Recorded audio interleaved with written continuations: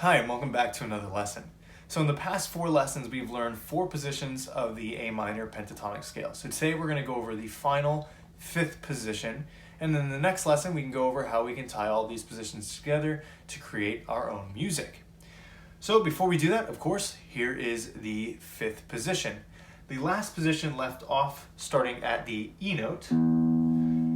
Today we're going to be starting off on our G note. So we're going to play G on low E, which is the 3rd fret, with our 2nd finger. Then we're going to use our pinky to play A on the 5th fret of our low E.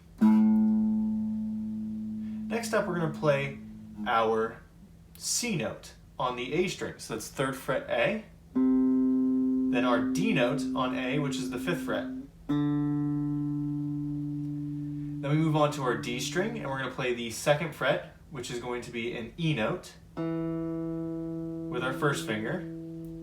And then our pinky is going to play the 5th fret of our D string, which is a G note.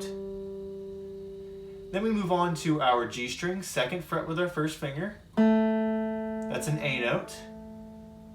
Pinky plays the 5th fret of G, that is our C note. Then we use our 2nd finger to play the 3rd fret of B, which is a D note. Our pinky can play the 5th fret of B, which is an E note. And then last, on the high E string, we have the 3rd fret, which is G.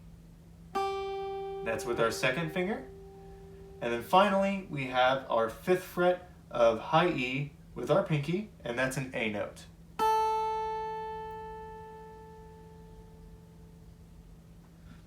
It's important to note that you can actually play this 12 frets higher. Just add 12 to whatever fret you're playing. So instead of 3, you could play it up at 15. Instead of playing the 5th fret, you could play it at 17, and so on and so forth. Just like what we did in the last video, where we took the 4th position and played it in 2 different places.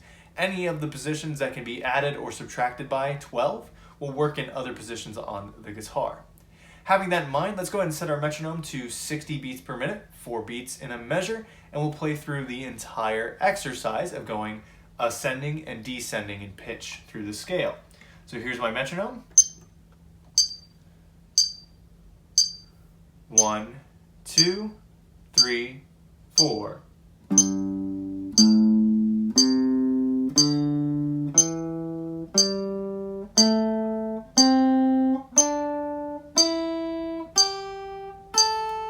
One, 2, 3, 4.